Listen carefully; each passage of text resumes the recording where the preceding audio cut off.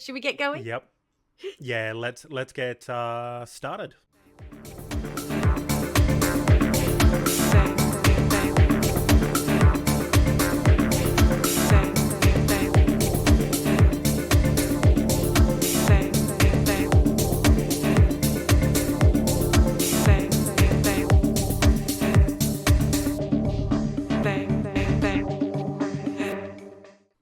Welcome to 2Girls1GarbageCan, the Auspol podcast where we discuss the garbage can state of Australian politics through a historical lens of what came before so we can try and better understand what the is going on right now.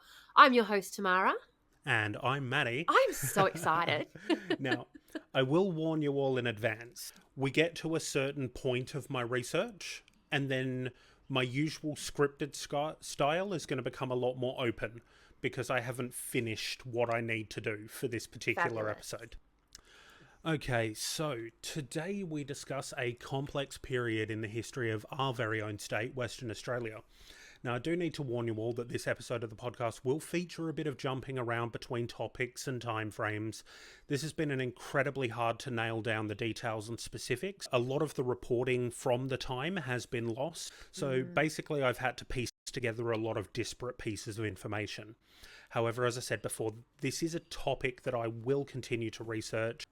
Our tale from the dumpster today involves a corrupt state premier who tried to run the state like a corporation, political donations that changed federal tax policy, a Labor Party-aligned fundraising venture which allowed businessmen to purchase the ear of senior Labor politicians, and it ends with a $1.4 to $2 billion loss in 2024 money, chalked up against the state of Western Australia's books, and a royal commission that wound up with a few politicians and high-profile businessmen jailed I or always fined. love it when there's a high court case and a royal commission involved.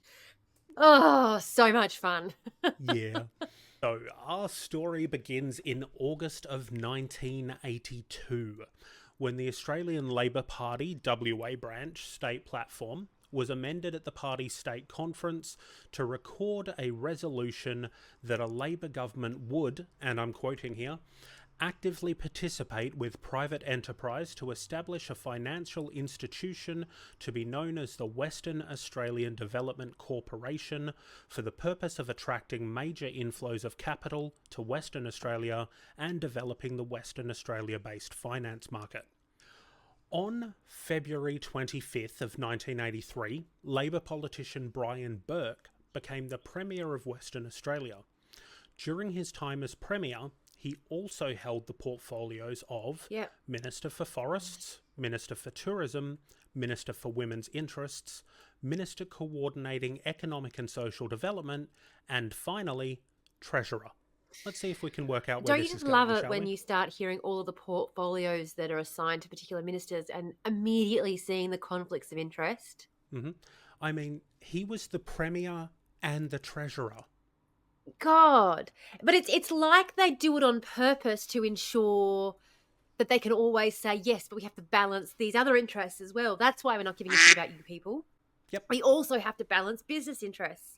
Minister for Fine. Oh my God, he's also the Minister for Forestry.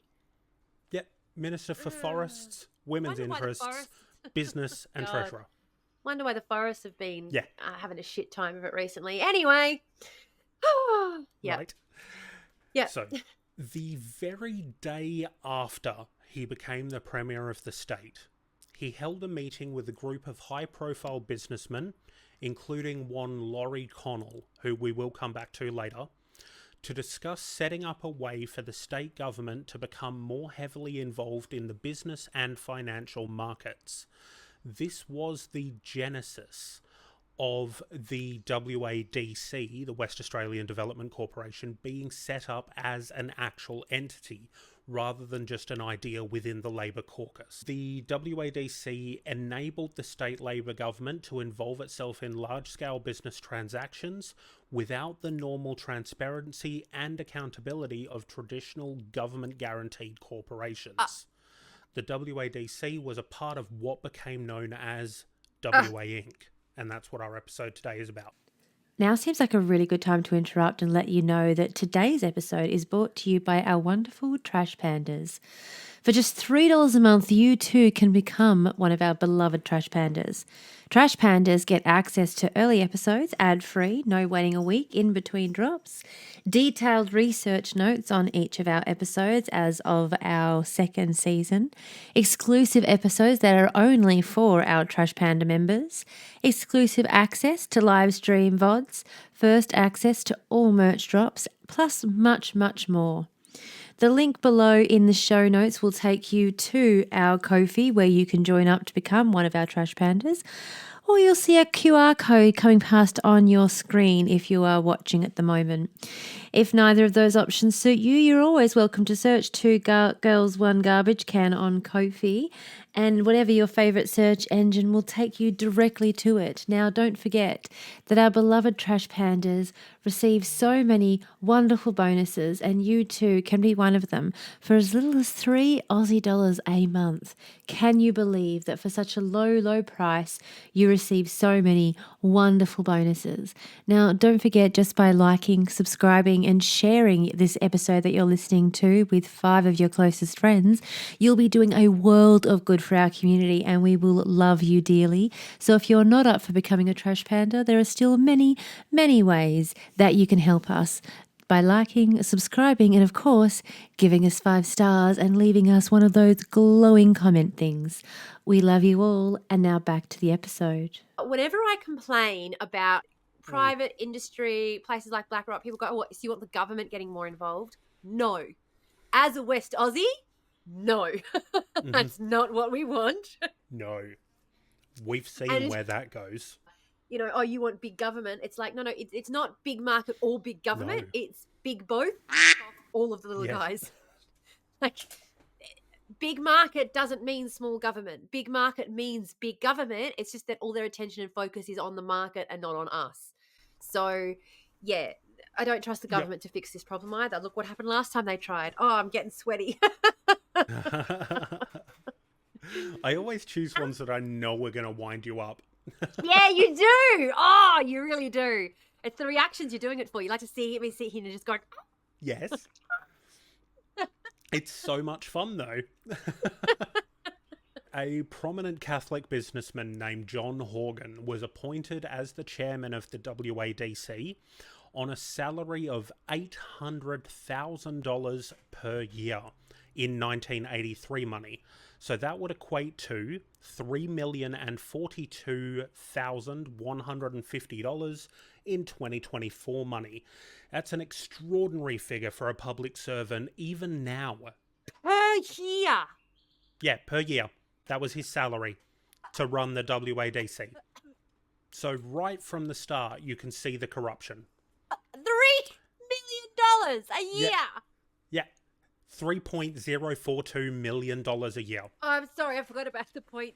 I forgot about that extra 50,000 on the end there, which is more. The 42 grand, which is more than a bartender makes. The rounding error on the end of his salary is more than I made the last one. Yeah. Holy fuck! Yeah. And you're actually working for your money. What did this motherfucker do for his money, Matty? I'm reckoning it's not much. Nothing. Of course it's nothing. Oh my god. Lost the state government approximately $2 billion. Ah, just $2 billion. Yeah. Did any of it end up in his pocket? I'm guessing all of it. Probably.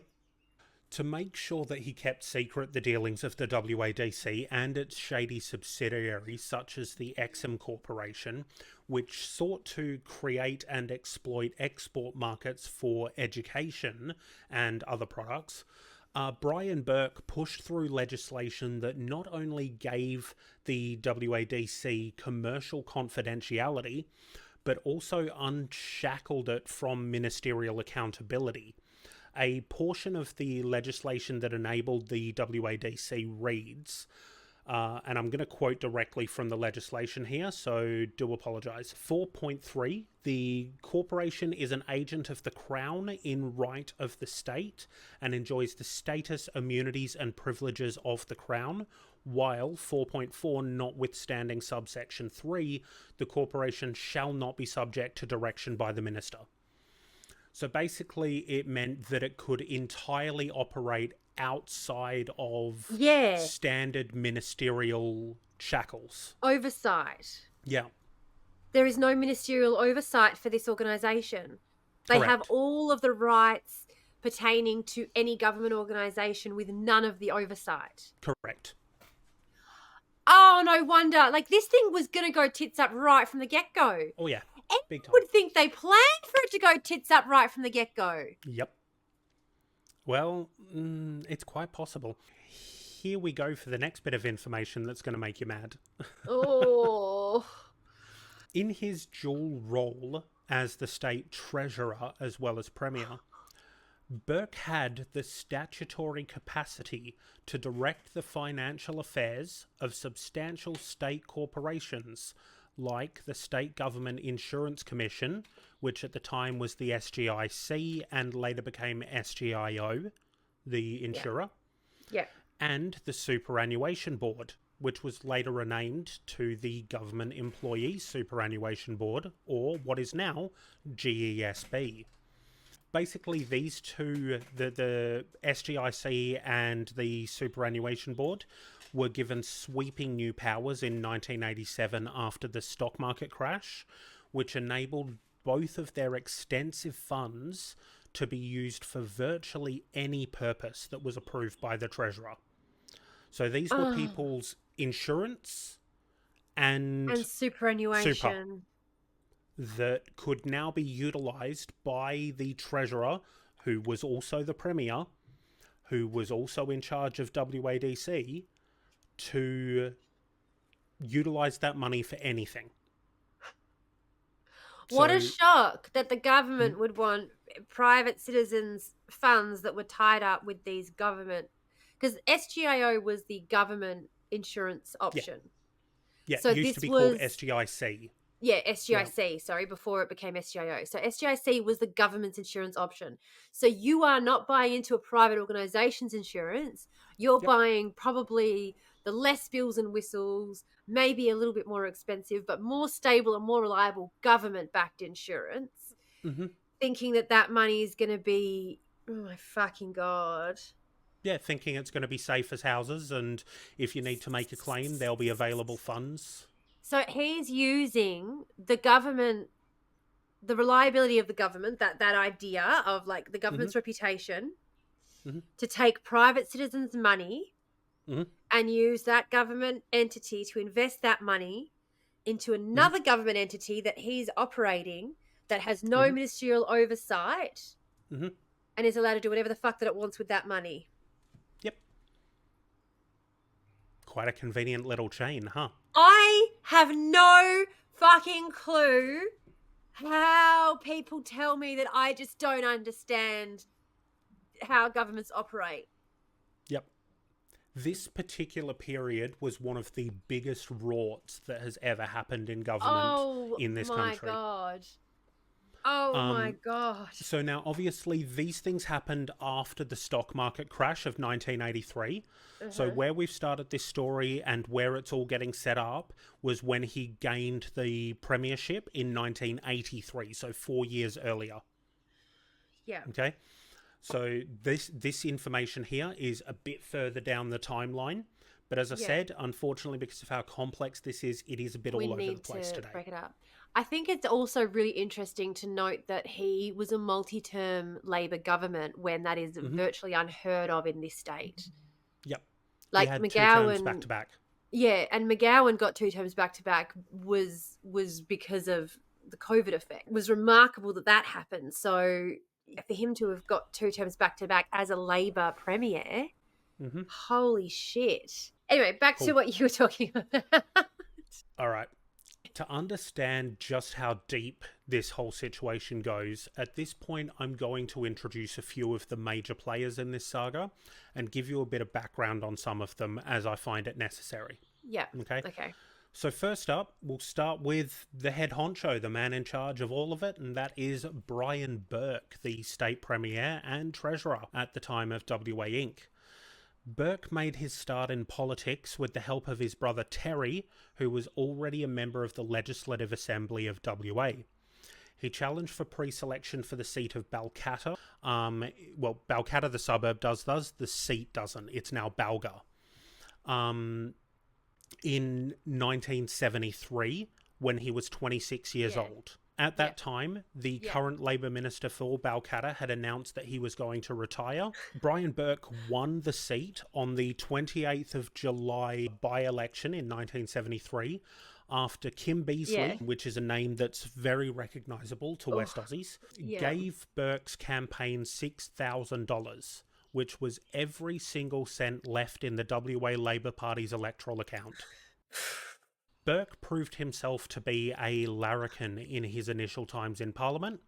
He would frequently come up with odd fundraising ideas, like a Labour-owned printing press or a Labour-run Chinese restaurant.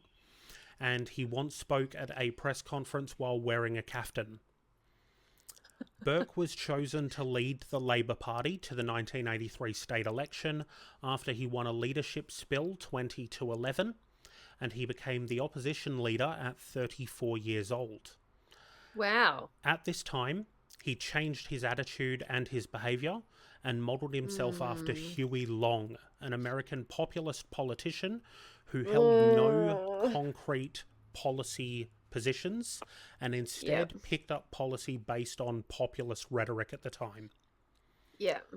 Burke would not only be deeply involved in the WA Inc. scandal, but was also responsible for Indigenous land rights being curtailed in Australia. Whenever you hear about anyone taking on populist rhetoric, populism is not... Whenever we think of populism, we're not thinking of, it's popular now to be woke. No, populism is fascism. Populism is blood and soil type rhetoric. Populism is you're being hard done by, you as an individual, because of all these bad people who are coming in to hurt you. We're going to protect you, and that becomes popular with people who are struggling. And it does pop up. You do see it popping up around times of economic upheaval and strife, which is why it's getting more pervasive today. But whenever anyone starts leaning on populist rhetoric, populism is the language of fascism. Absolutely. Yeah, exactly. Populism is the rhetoric of fascism. So, yay, we've got a fascist running the opposition party. Yep. Amazing. And so what were you saying after that? Running the Labour Party. What were you saying after that? What did the fascists do next? The fascists say what? As I was saying, he was also responsible for Indigenous land rights being curtailed. Oh, wow. Surprise. In 1984... it was proposed at Labour's National Conference that Indigenous land rights be made uniform nationally, including the right for Indigenous people to refuse permission for mining on their land or to impose conditions under which current mining operations may proceed. Burke appointed Paul Seaman, Queen's Counsel, to conduct an inquiry, and he returned with a report that agreed with the idea of refusing permission for mining, as well as proposing that Aboriginal Lands Tribunal have the power to rule on land and compensation claims. Wow. Burke opposed this advice. Didn't like this. Of course. Saying that the government should be the only arbiter on land and compensation claims. Oh. Burke and Prime Minister Bob Hawke eventually came to an agreement in October of 1985, such that the federal government's legislation would not allow Aboriginal people to veto mining proposals on their lands. The state government introduced its own legislation on Indigenous land rights in March of 1985, but although Burke lobbied the opposition leader Hassel to support the legislation, it was defeated in the Legislative Council. Burke told Hassel that if the opposition did not support the legislation, then the federal government would introduce stronger legislation. In August of 1985, federal cabinet approved stronger legislation. Burke threatened to take the proposed legislation to the High Court. But after the 1986 state election in February of that year, the federal government dropped any plans for uniform national legislation and instead accepted Western Australia's proposal for 99-year leases for existing Aboriginal reserves. All this goes to say, some pretty fucking cooked business-focused politics. Yeah, and this is the Labor Party. So once again, whenever anyone talks about Labor being on the left, we just need to highlight people seem to ignore the economic aspect of policy when they're talking about left and right. They seem, and economics is fucking, particularly because we don't get a vote economically. We don't get a vote at work. We don't get a say in what kind of industry there is out there. We don't get a say in what kind of jobs are available. We don't get a say in even in what kind of jobs are available where we live. We just have to take what's available to us. We have so little option when it comes to our economic voice.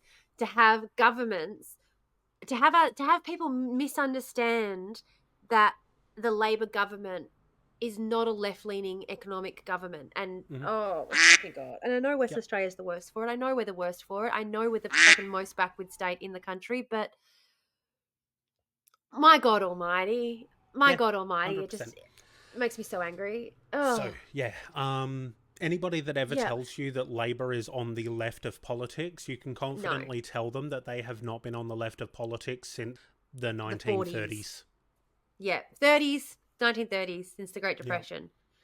Yeah. They came out of the Great Depression with some left-leaning policy, and they went into the war promising to deliver it after the war, and then they realised how much money there was to be made during the war, and decided to go back on all of that shit. Yep. We're done with Burke for the moment. We will move on to Laurie Connell, who I mentioned earlier. This is the man that Burke met with the day after he became Premier. Laurie was an entrepreneur and the chairman of Rothwell's Merchant Bank, more accurately known in business circles as a lender of last resort. Now, he had a close friendship with Brian Burke and with Alan Bond, who we will be talking about soon. During the 1980s, Mr. Connell started acquiring numerous local businesses through aggressive takeovers before setting himself up as a deposit taker for investors under the name Rothwell's Merchant Bank. Laurie Connell was one of the people who came up with the idea of the John Curtin Foundation, a Labour Party fundraising initiative that put high-powered business people in direct lines of contact with the Premier and the Prime Minister Bob Hawke. As the chairman of Rothwell's, Mr. Connell would be at the heart of the downfall of WA Inc. He set up a equity group that basically provided access to the government. That's the Curtin Foundation. Yeah. Yep. That's what Yep. Now, since I've just mentioned the John Curtin Foundation... Tell me again how the CFMEU is corrupt. Are doing illegal... Yeah, right. Oh! Yeah. All right. So since I've just mentioned the John Curtin Foundation, I'm probably going to have to talk about that while we're here. Sorry, yeah, you are. Sorry. That's okay. Sorry. This was the brainchild, as I said, of Laurie Connell, a Labour strategist by the name of Jack Walsh, and Brian Burke himself, who had been known for his interesting fundraising ideas. And it was named after Bob Hawke's wartime political hero John Curtin in an obvious attempt to gain favour with the new Prime Minister. Its two vice patrons were Kim Beazley Sr. and Mick Michael, an electrical contractor and the former Lord Mayor of Perth. In October of 1984, 21 months after Brian Burke became the West Australian Labor Premier, Bob Hawke, having just been in the Prime Minister's job for 20 months himself, hosted a lunch for the new foundation. In attendance were Prime Minister Bob Hawke, Laurie Connell, Alan Bond, who I will be speaking about shortly, John Roberts, who was the founding chairman and executive director of Multiplex, James McCusker, the founder of the Town and Country Building Society, Ernest Lee Steer, a businessman and horse racing bigwig and one of what used to be called the Six Hungry Families, which were some of the most powerful families in Western Australia since Federation, Kevin Parry, who founded the Perth Heat baseball team. Parry Field in Belmont is literally named for him. He also founded Parry Corp, which held a bunch of department stores that had grown out of his father's furniture making business. And he was the person who funded SciTech for a period of time until his business crashed in the 1987 stock market crash. Mm-hmm. SciTech is like, for those who don't know, it's basically like a museum for science stuff. More like a zoo, I suppose, for It's a science science stuff. discovery centre for school children. Yeah, yes, but really important to highlight whenever anyone says we need billionaires because they fund things like SciTech. SciTech is not fucking worth anything like the shit that they. That's it. That's all we get. One big fucking science room with a couple of amphitheaters in it. That's what we get. I wanted to talk about how great SciTech was before I ripped it to shreds, but that room Yep. in a loo, that's what we get in exchange for all of the shit that you wreaked down upon us. Go get fucked. Agreed. Fuck off. No, bad deal. Absolute shocking, terrible deal. Worst deal ever. And that's the best thing you fucking did for us? Fuck off. And the other big name who was in attendance at this particular luncheon was Rick Stowe, who is known as Australia's most reclusive billionaire. He had acquired Griffin Coal in 1979. In evidence that was later given to the WA Inc. Royal Commission, Laurie Connell, who you'll remember helped set this foundation up, alleged that Bob Hawke dropped a proposed gold tax after Connell and various Perth high flyers at this lunch donated $250,000 each to Labor during an infamous lunch in Brian Burke's office in 1987. Yeah, what? A claim that the former Prime Minister denied. You're fucking what? $250,000 each in yesteryear's money. So what we're talking, how, 700 and... I'll find out for you. Here's the thing, all right? Alan Bond is known... The name is synonymous with the loss of people's retirement. It is synonymous with the loss that came afterwards. That's how well known this idea is. Anyone thinks of Alan Bond, they immediately think about the fact that they're never gonna. Their grandparents' retirement was destroyed by this motherfucker. Any of these motherfuckers, I can't even. I was trying to think of which one I could. I was literally thinking which is the worst name that I could pull out of that list. All I can, and they're all the worst. I mean, John Roberts is a founding chairman and executive director of Multiplex, for God's sake. They're all the worst. Multiplex is an absolute fucking nightmare company. So as I said, in evidence that was given at the Royal Commission for the WA Inc. situation, Connell alleged that Bob Hawke had dropped a proposed gold tax after Connell and other various Perth business high flyers donated $250,000 each, which is $724,000 in today's money, to the Labor Party during an infamous lunch in Brian Burke's office in 1987. Now, the former Prime Minister vigorously denied this, but it is evidence that Burke's loyalty to those who had donated both their efforts and their money to Labor was incredibly fervent, and he would reward them with contracts or favour from the WADC.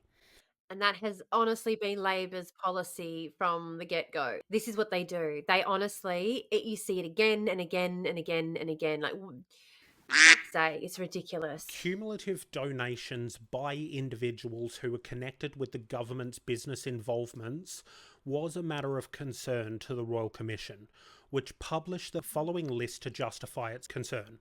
Now, there are some people whose names I haven't mentioned here, but that's just because I couldn't find a lot of information about them. Mr. Anderson, a chap named Warren Perry Anderson, who was a speculative investor, donated $366,000. Alan Bond, just over $2 million donated to the Labor Party.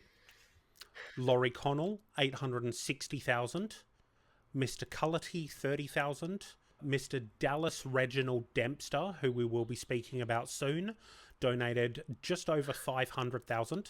Mr. Yossi Goldberg, who I couldn't find much info on, donated $425,000, including $125,000 to the Puppet Theatre.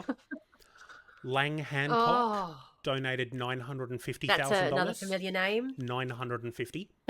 Yep. Mr. Hill, $20,000. Michael Robert Holmes a Court donated $30,000. Mr. Martin, $15,000. Mr. Kevin Parry, $205,000. Mr. John Roberts, $692,000. And Mr. Jovich, $125,000. In the Royal Commission, they stated the size of the donations was quite extraordinary particularly when compared with the size of donations that had been made to the Labour Party before Mr. Burke became Premier. These motherfuckers walk in there and for 30 grand they own our government. Yep. And that's the thing is it's because they have that kind of money to throw away on something like that, because I don't have 30 grand to throw away ever. I don't have 3 grand to throw away ever. The best I could do was lending it. I don't have $3 to throw away, No. bud. Now, we do have a few more people to introduce. I realise this section is running quite long. I will try and keep these next things brief, but there are we've some learned things a I lot, do and need it's to all discuss. been very interesting. Yeah, I do keep interrupting with my little 2 cents worth too. So the first person I'm going to mention, and this is just a very brief section because there's not a lot to say about this bloke, but he does have a part to play in the actual WADC, WA Inc. situation. So I did mention him before, Kevin Parry. As I said before, he was the founder of Parry Corp, which in 1986, before the stock market crash, was listed at 96th place in a listing of Australia's top 100 non-financial firms. This chap had started as a professional baseball player. His father was a furniture maker, and he took the products that his father made and created a retail chain out of them, which eventually expanded into a department store chain, and he wound up with speculative investments becoming one of the largest firms at the time. So the next person I need to talk about is Dallas Dempster. He was a principal in the establishment and early development of the Burswood Casino, for which rival bidders accused Dempster of improper dealings with State Premier Brian Burke prior to the awarding of the licence for construction. But after a thorough investigation of these affairs, the WA Inc. Royal Commission stated there was no evidence of impropriety. What? Yeah.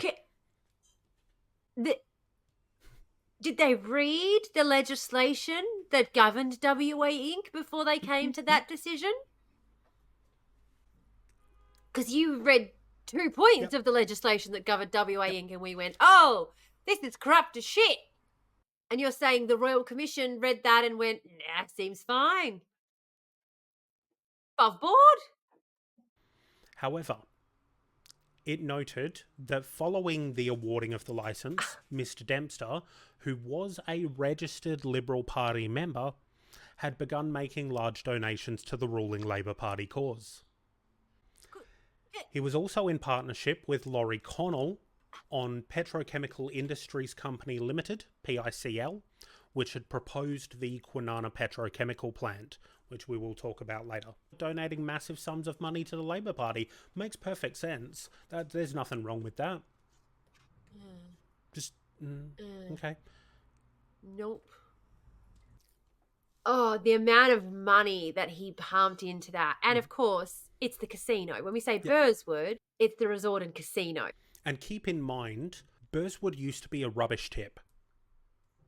That used to be a municipal rubbish dump. Yes, it was built on top of the old tip. The next person to talk about is Robert Holmes a Court, who entered the...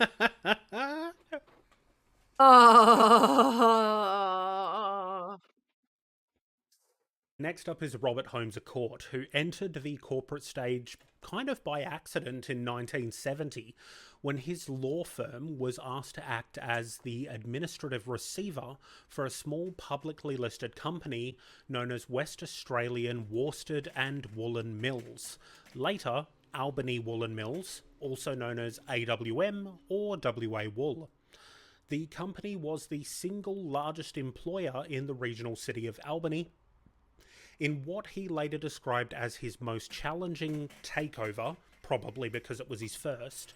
He found a way to invest $500,000 in the ailing business on the proviso that the State Minister for Industry, Sir Charles Court, would persuade the government of Western Australia to forgive the $500,000 in loans that the business had made. In 1973, Holmes a Court's AWM acquired Bell Brothers, a well-known West Australian transport and contracting group, for $9.6 million through a reverse takeover. Bell Brothers would ultimately become his flagship company as the Bell Group Limited. Bell Group acquired media interests, including the Albany Advertiser, the Katanning Weekly, the Great Southern Herald, the Collie Mail, and the radio station 6VA. The newspapers you just listed then Mhm. covers every newspaper available in the Great Southern. So Yep. we're talking about a takeover of every single newspaper available in this part of the world. Yeah, aside from the primary state paper, the West Australian. We are the worst, my friend. We're the champions at being shit. We keep on dying in the ass. So not only did he buy up all of these media sources, he also made unsuccessful bids for companies such as Griffin Coal, Greenbushes Tin, and Emu Wines. These bids, while they were unsuccessful, earned him significant profits, mainly because aggressive takeover defences from the original owners resulted in inflating the share prices that were held by Holmes à Court.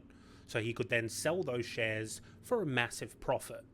And you're talking about industries that entire towns depend upon for their livelihood. I live in this sort of region. I live in the coal mining region.